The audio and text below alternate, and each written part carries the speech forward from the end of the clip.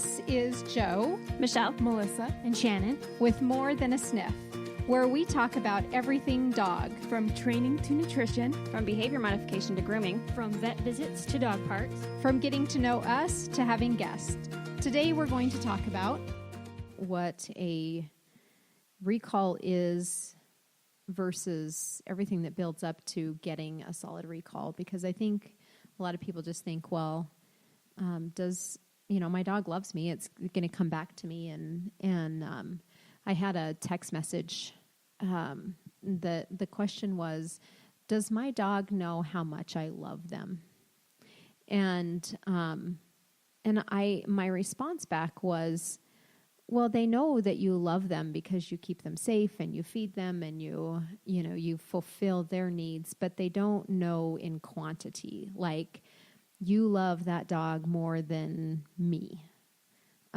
Where we as human beings feel that. Like, you'll hear kids like, oh, that's the favorite one, because we understand quantity of emotion, where a dog doesn't understand the quantity of emotion. And so I feel like, as we think about the recalls and even the obedience stuff, is if I love them enough, then of course, why do they not want to come back to me?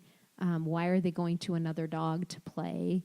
And I think that there's so much that leads up to, that in and of itself, in getting that recall.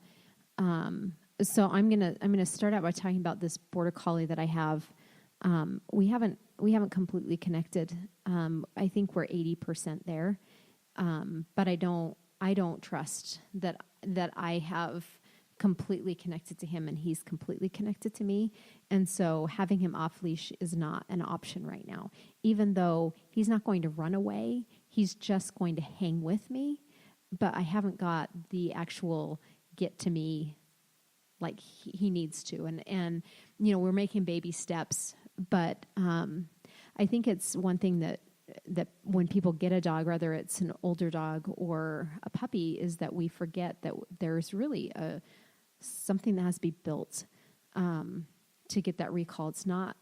It's natural for dogs wanting to be with people, but it's more natural for them to want to go to their own species, or to go chase a deer, or chase the cat across the street, or, oh, there's a bird, and that we are no longer in the picture. So, Melissa, talk to me a little bit about some of the things that you really work on. You have your two dogs off leash hiking and out in open country a lot.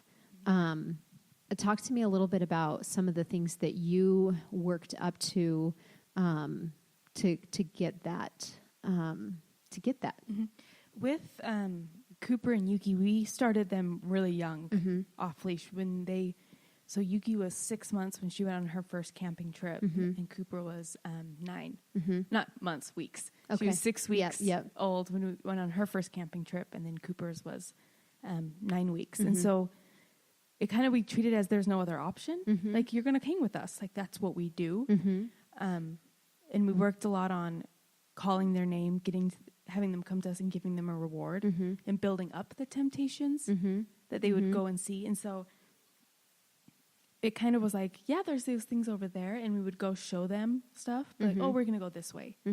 So it wasn't like, oh no, hurry and come to us. So there was a panic. Yeah.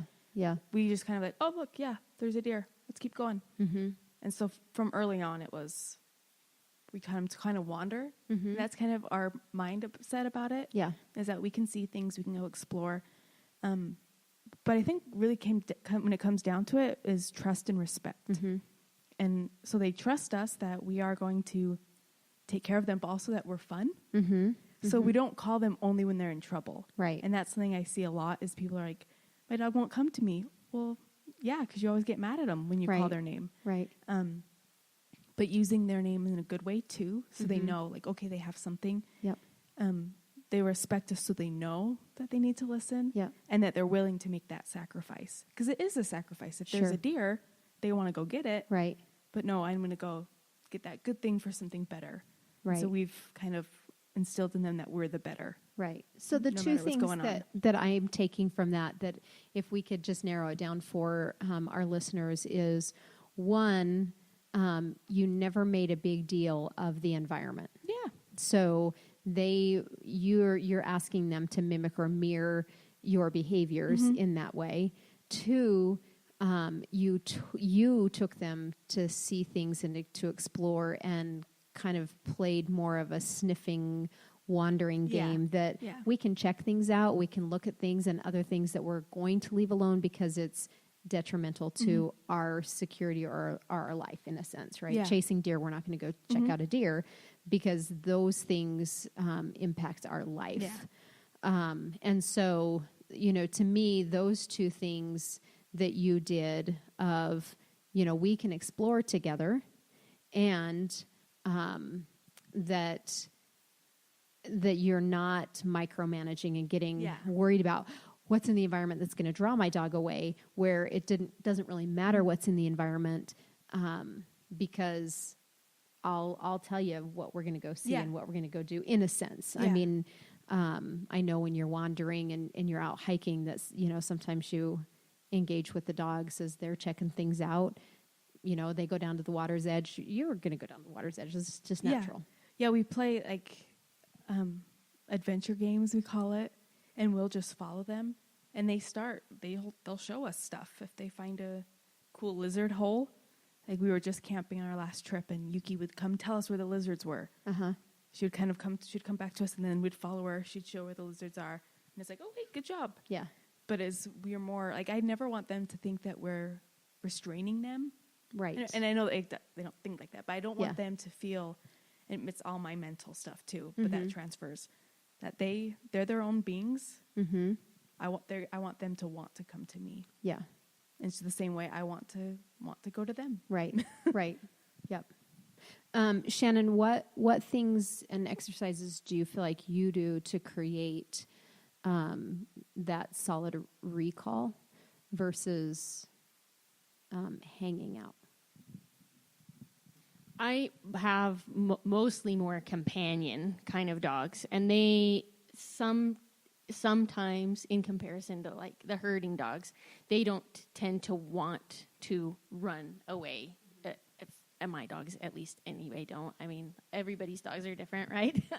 But we played more like games, where because I have a lot of family, and we just have like the family all in the house and play a game where somebody calls the dog, and then if they come to you, then they get a treat. So we played a lot of games in our house and outside, calling the dog and playing hide and seek and calling them and having them come to you to get them to come when they were babies and new to my house.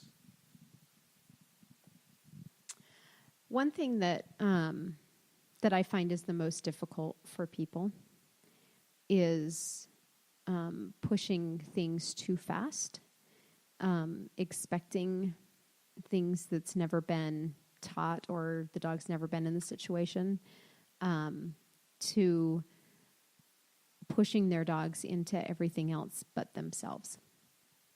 And I would say the number one rule that is broken consistently, and it's probably by far the most important thing, is you should become the most important thing to your dog. And we don't put out dog toys until the dogs have completely connected to us. So the dog toys come out, we play. Then the dog toys go away. They're on leash, so if they make the wrong mistake, I can pick up the leash and bring them to me.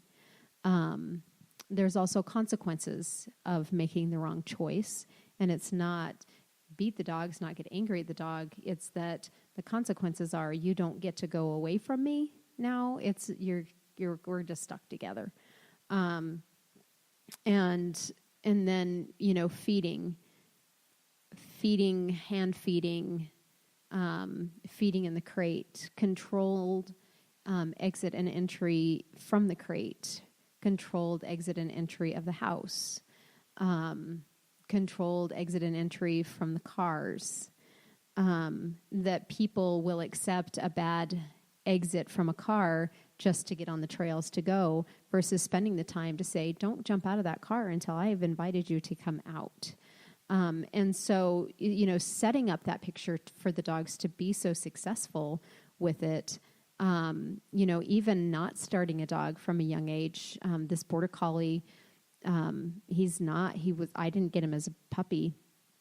And so, you know, in his mind, all he knows is herding, and that's where his brain's at. And so to create that connection and bring the dogs into, you know, him into me, he would prefer to be on the outskirts because that's what herding dogs do. And so it's just breaking every natural thing in his brain to stay and stick with me. He's like, oh, we're moving. I'm going to go out. I'm going to create space. And so, you know, everything that we do with him is controlled. He doesn't get to run and play with the other dogs. He's in the dog run when he's out. When he gets out of the dog run, it's connection to me. We ignore all the other dogs running around. We control into the house. He goes right into his crate. When he's out of his crate, he's on a leash. He's connected to me until he can find that settling point. And that's hard for people. I mean, I'm going into a good month with him like this, and we're 80% there. But people tend to go, well, you know, he's fine, and they just want to so bad push their dogs away from them that, you know, then why would a dog make a choice otherwise when you continue to push them away instead of bring them into you to work? And so that's the things that I do is a lot of leash work, a lot of control stuff, not necessarily working on command or that recall as much as connection. And we're doing this together, and you're not going to do it alone. There always has to be a person in the picture. And if he can, you know, down it with a lot of distractions going on, then I'm in the picture. And so can your dog obey commands out with distractions? And if they can, then you're in the picture. And then your recall should come natural. What are some of the things that, Melissa, that you practice out on the trail off leash consistently? Because I'm going to say that you never really taught structurally a recall. Nope. Right. And I don't either. So, you know, to get that in people's head, like it just happens if the connection's there, but you have to continue to work at it. So what are some of the things that you do out on the trail just to stay in the picture with them? We do give commands.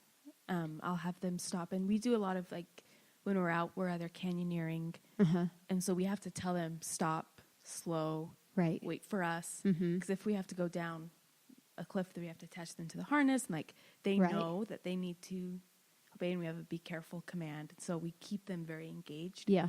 And part of the picture, we have a with me command, so they'll come and be by our side, or a go explore. Right. Nick and I also will just hide. One of us will distract the dogs, the other will hide. Yep. And they have to go find them. Right. So we're constantly, like, we can't hike with other people because they're constantly just playing these games. Yep. But we're hiking with our dogs. We want to interact with them as much as possible. Right. So it's to the point, like, they're very engaged hiking. Like, we sometimes have to tell them, like, okay, go explore. Like, like it's open. It's free time. Yeah. Yeah, because they're always sometimes so clocked in that they just like, hey, we're ready. What's the next Yeah. thing? Yeah. And they're constantly showing us or bringing us sticks. Sure.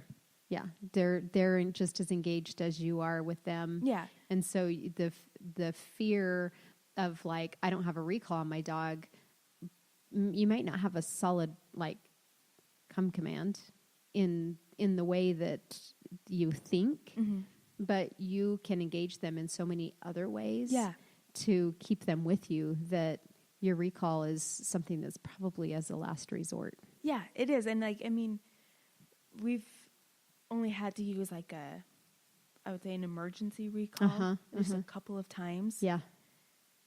But even then, they're kind of like, oh, yeah, we're here, we're coming. Yeah. And I think the hardest thing for me to talk to people about is when I say being willing to come to your dog, if you want them to be willing to come to you, go play games with them. Right. Go engage with them, spend time with them. Yeah. Know what they like. Yep. And in my mind, it's really selfish to think, I just want my dog to come to me right now. Yeah. I'm not going to engage with them. Right. But I want them to drop things for me, even though I'm not willing. Because I'm giving them all this freedom and all this love that they should just stop and come to me. Yeah, that's not how it works. Yeah. Yeah. That's not how. Right. And it's also hard for me too when people will constantly so I have a client that they go to the dog park all the time. That's their thing every day. They go to the dog park. They send their dog away to go play with other dogs. They texted me over the weekend and we tried to go hiking, but he just only wanted to play with other dogs. Right. Well, That's the that's picture all that he knows. Yeah. That's all he knows. Yeah. Yep. And so, Yeah, it's really fascinating that people don't want their dogs with them. yeah. Like just to I be don't get it. engaged into life I don't with get them, it. and that's what I think is so difficult. And why recall is so hard is because just be with your dog, like be with them. Shannon, you made a comment this weekend that Mike was heading out to run some errands, and he ended up taking the new dog that we'll eventually introduce into the crew, but took her to Home Depot and ran errands with her, and they just want to be and do, and sometimes getting a new dog in, that's what you have to do, is you get in and you go and you take them places, whether they're doing anything that's a part of the errands or not. It's let's go, let's get let's get in, let's do something, and they're just happy to get in and go with you. Yeah. Shannon, what are some of the things that you do? You're not, your crew are not the adventure out hiking crew, but what are some of the things that you do on a daily basis that reminds them of the connection and that you are in that picture all the time? I just expect him to be with me, I guess. I like to be with the dogs. Like, I'm happy to work from home because, I want to be with them. So wherever that I am, then they have to go. Yeah. If I'm in the office working on the computer, then I have dog beds all over my office, and all the dogs are on the dog bed. And they can do what they want in there, but they just have to be with me. If I go out to scoop the poop, everybody goes out, and we go all scoop the poop together. That follow me to do the laundry. I just expect them that, wherever I am, I might ask them to do something, and so they should be there so that they can get that information. So having the dogs outside, when you send them outside on their own, what is the reaction when you step into the picture? Sometimes my yard is a rectangular yard, and my door is at the end, and all the windows of my house are at the end because it goes along the garage. So I can't see the dogs from my window. And so sometimes I'll, go check on them. And I try to be sneaky because I don't want them to come in. I just want to see what they're doing. But as soon as the door, they run right to the door. What are we doing? I cannot go check on them without them coming to be like, what are we doing? Yeah. Are we going inside? Are you going to come out? What's happening? And so I wish I had a window where I could just look and make sure, if they're barking or something, that I could see what they are. But yeah, if I crack the door, they can hear it, and they're just boop right there. Yeah.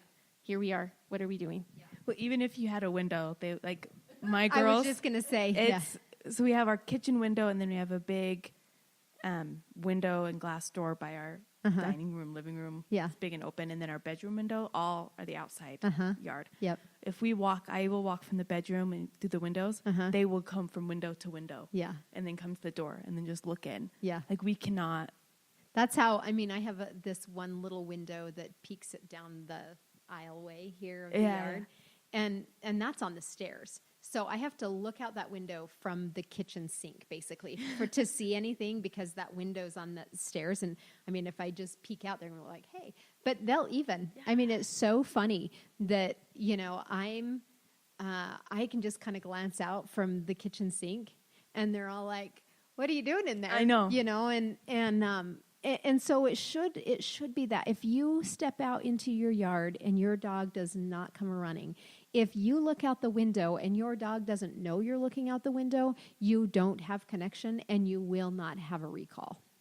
Mm-hmm. And when I say you may have a recall, but that recall is not a connection recall, it is a mechanical recall. And there is a big difference. A mechanical recall will fail.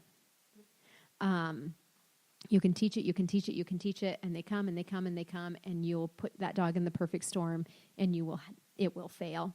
And so, those of you that are out there and wondering, do I have a recall? Do I have connection with my dog? Is my dog aware of every place that I am, even in the house? My dogs know when I pick up the dog bowls to go feed them. I mean, and they're outside and everybody's at the door. I mean, you just don't even think that, I can have the blinds closed on our sliding door and get the bowls and everybody's at the door. I mean, it's just, that's the kind of connection that you need when you can truly say that I have a connective recall on my dogs. I step outside and they become present with me. Anytime that I'm in their environment, they become present with me. Sitting in the morning and having coffee, they're not down searching and looking in other places in the house. They're with us. The puppies, may get busy, but they still are like, oh, hey, you're still there. Oh, hey, and you have to remind them that, what you're doing, but it's that connection. It's the scooping poop. All of mine follow. It's like the Pied Piper is you're scooping poop, and they're like, oh, what are you doing? Getting in the way. And your dog should want to be with you if you truly have that connection. And so let's name 5 things that people should do on a daily basis to create that true connective recall. Let's actually do 6. Shannon, give 2. I'll give 2. And Melissa, you give 2. Oh, I see why you made me start. So then they can think about it. I think one would just be try and have your dog with you when you're home, right? Don't put them away to somewhere else. Don't put them in another room of your house. Just let them be with you and celebrate when they want to. That's the other thing.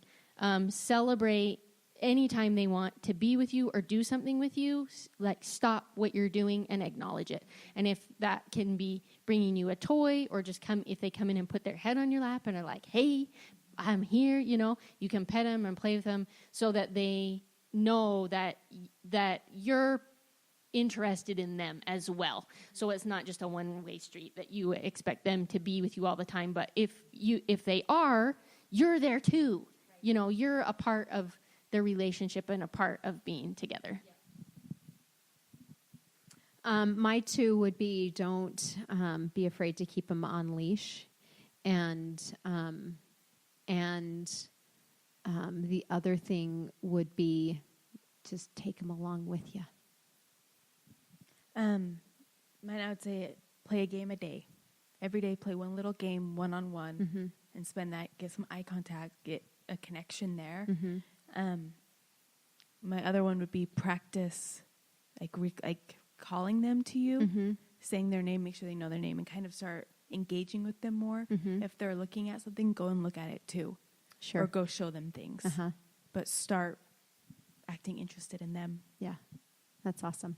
So our challenge to everyone out there that's listening is, 1, test to see if you have true organic connection, and then, play and do the things that we do with our dogs on a daily basis, and it'll build and it will happen for you.